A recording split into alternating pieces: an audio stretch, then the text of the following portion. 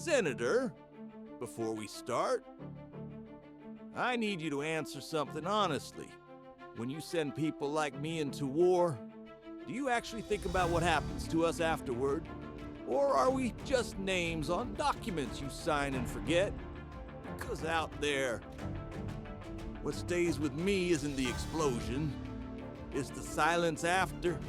The silence when you call your friend's name on the radio, and he doesn't answer. You believe I don't feel the consequences of my decisions, but you're wrong. I carry the weight of every order I authorize. War is never simple, never clean, and never without tragedy. You talk as if I enjoy casualties, but every decision I make is meant to preserve national stability in a world full of threats. Don't talk to me about stability. I've seen what your stability looks like. Collapsed buildings, shattered families, soldiers bleeding out in the dirt. You say tragedy is inevitable, but it's people like me who live inside the tragedy you create from far away. And you speak as though you had no choice. You enlisted voluntarily. You made a commitment. Leadership demands difficult decisions, and sometimes those decisions involve sending brave men like you into danger. I chose duty, not your politics, not your ambitions, not your speeches about honor while we were out there trying to keep each other alive. You make decisions with a pen. We make decisions while trying not to die. You're emotional, and understandably so. But emotion clouds judgment. If leaders ruled with emotion instead of logic, entire nations would collapse. Strategy and diplomacy exist for a reason. Emotion? What I feel isn't emotion. It's experience. And don't pretend logic saves the world. Logic starts wars, too. You talk about the big picture, but you don't see the faces. You don't hear the screams. You don't carry the bodies. You don't bury the friends your decisions killed. You assume too much. You think I sleep peacefully? That responsibility isn't heavy. Every casualty report is a reminder that leadership is built on sacrifice. Sometimes I have to choose the lesser of two disasters. The nation doesn't bleed, Senator. People do. When I make a mistake, someone dies in front of me. When you make a mistake, someone dies far away, and you call it collateral damage.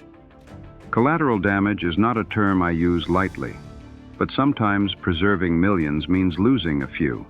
It's a brutal equation, but a real one. Number. It's a convenient equation.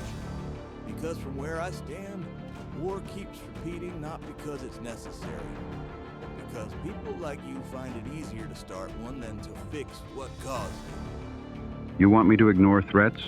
Pretend enemies will disappear if we hope hard enough? You fight the battles. I must prevent the collapse of an entire nation. You think war prevents collapse? I've watched war create collapse. You say you save lives, but your decisions cost them.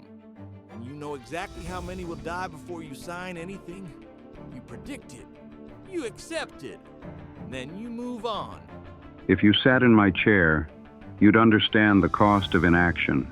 Danger is real. Force is sometimes unavoidable. If you sat in my boots, you'd know force is not a theory. It's a body on the ground. It's someone's brother, someone's child, someone's friend. Then tell me, Lucas, what would you change? I'd stop pretending every war is righteous. I'd stop calling it honor when it's trauma. I'd admit when conflict is built on fear, pride, or politics. At least then, the dead wouldn't have to die for a lie. Idealism doesn't keep nations alive. And cynicism kills them slowly. Maybe that's the difference. You think people need protection from enemies outside. I think they need protection from leaders who treat them like pieces on a board. You're not the only one who suffers, Lucas. Civilians pay the price too. Families, entire communities.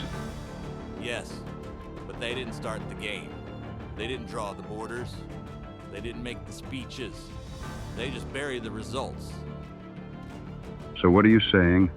That I'm the villain? number. I'm saying you hold the matches. And you forget how flammable human lives are. Then answer me this. Who truly pays the price of war? Everyone. But some pay with blood, and some pay with excuses. And which one am I, Lucas? That depends on what you do.